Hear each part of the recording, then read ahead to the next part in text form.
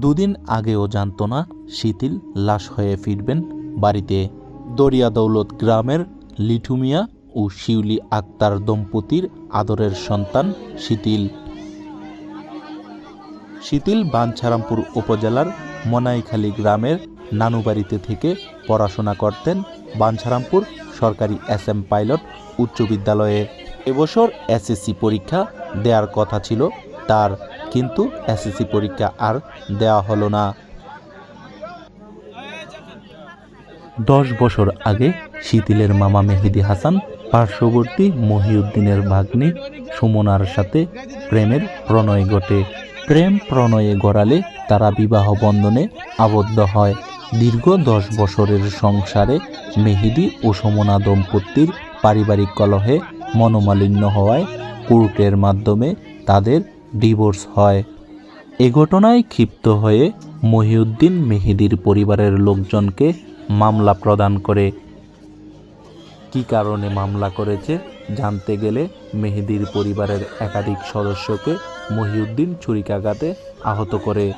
গুরুতর আহত অবস্থায় মেহেদির পরিবার ও শিথিলকে ঢাকার একটি মেডিকেলে নিয়ে গেলে শিথিল মৃত্যুবরণ করেন।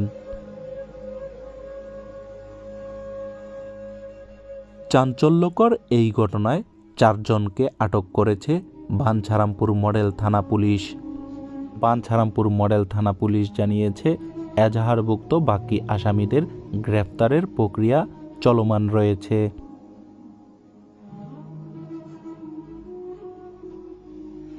এ ঘটনায় শিথিলের নানাবাড়ি মনাইখালী ও শিথিলের গ্রামের বাড়ি দরিয়া দৌলতে শোকের মাতম চলছে।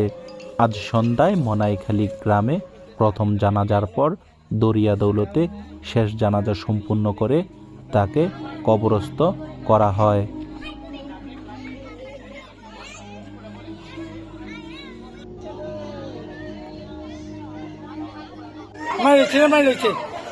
আমার ভাইয়ের নাম কথা সহজে মেরেছি আমি দুর্গা ঘর গেছি ওখানে গেছি গাইয়ে এই 9 জনটা আমি জানি যে উঠে মহিউদ্দিন নাম মহিদ মুজব ডাকাতির বুক, হ্যাঁ প্রখ্যাত ডাকাতির বুক। তার মধ্যে এই মারার জন্য আমি সরকারের কাছে সূক্ষ্ম বিচার চাই আর ফাঁসি চাই। আপনি বিয়ে করছে 8 বছর আগে, বিয়ে করার পরে হ্যাঁ সংসার করতেছে। আর বাগ্নি এখানে আসে না, আসা যাওয়া করে না। হ্যাঁ মানে অনেক চেষ্টা করছে, বউ হারা অনেক সুন্দরভাবে চালাইছে, কিন্তু এখানে হ্যাঁ থাকবে না। স্বামী নিয়ে হয়ে গেছে, যাওয়ার পরে হ্যাঁ ছুটিতে 2-3 বার আইসে, বাপ মা দেখতে আইসে। তো শেষমেশ হ্যাঁ চেষ্টা করছে, কিছুদিন আগেও চেষ্টা করছে বউরে খাওয়ার জন্য, আনার জন্য। বউ আইতো না বাপের বাড়িতে গিয়ে তাই আয় না, এটি নিয়ে যায় ঝামেলা করে হ্যাঁ আবার বিয়ে করছে। বিয়ে করার পরে বউরে খেয়ে বিয়ে করছে, বিয়ে করার পরে এখন এটা নিয়ে যায় ঝামেলা চলতেছে। আর আমাকে মামলা করছে। মামলা করার পরে কালকে রাত্রে 11:30টার দিকে হ্যাঁ পুলিশে উঠে নিয়ে গেছে। এখন আমার যা আর আমার বাস্তি হ্যাঁ সবাই গেছে জিজ্ঞেস করার জন্য যে হ্যাঁ কি লেগে উড়াই নিল। এই কথাটা জিজ্ঞেস করার জন্য যাওয়ার পরেই হয় নাকি এই অস্ত্র দিয়ে আর সবাই গাইছে।